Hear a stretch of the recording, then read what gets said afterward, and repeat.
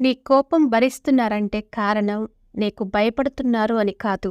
నిన్ను అర్థం చేసుకున్నారని, నీపై ప్రేమ కలిగి ఉన్నారని అర్థం.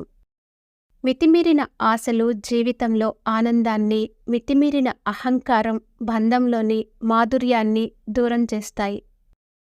ఎన్ని తిట్టినా, ఎంత కోప్పడినా మళ్ళీ మళ్ళీ మాట్లాడుతున్నారంటే మీరంటే ఇష్టం మాత్రమే కాదు, మిమ్మల్ని వదులుకోలేనంత పిచ్చి ప్రేమ.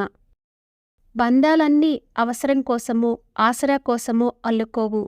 స్వార్థం, ప్రయోజనం ఆశించని స్వచ్ఛమైన అనుబంధాలు కొన్నుంటాయి. అటువంటి బంధాలు దగ్గరగా ఉన్నా, దూరంగా ఉన్నా మనసుకు చేరువుగానే ఉంటాయి. కొందరికి మనం నచ్చడం లేదని బాధవద్దు. మనకు విలువ ఇచ్చి మనతో ఉండే కొద్దిమంది చాలు.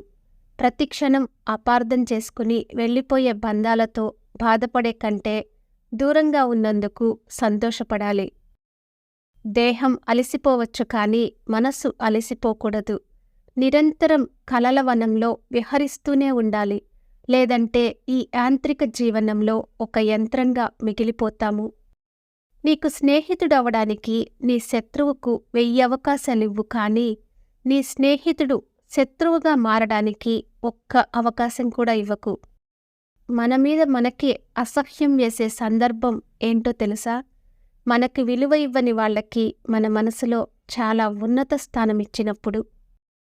పేరు పెట్టని బంధమొకటి ప్రతి మనసును పలకరించి వెళ్ళిపోతుంది.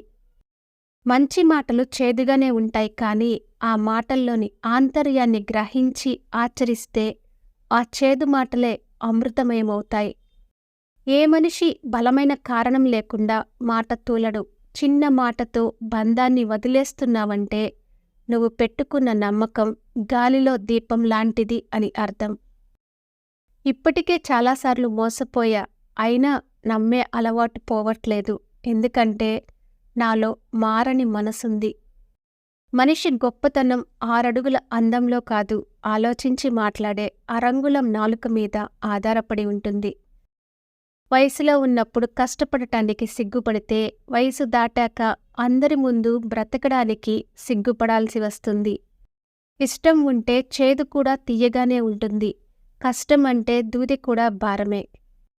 చీమను చూసి క్రమశిక్షణ, చెట్టును చూసి ఎదుగుదల, భూమిని చూసి ఓర్పు నేర్చుకోవాలి. మనిషి హృదయం మంచిదైతే, చేసే పనులు మంచివైతే నీ విలువ తెలియని వారికి కూడా నీ విలువను తెలియచేసేవాడే భగవంతుడు. ఎందుకంటే భగవంతుడెప్పుడూ మంచివారిని ఊరికే వదిలేయడు. Thank you for watching. For more interesting videos, please like and subscribe our channel.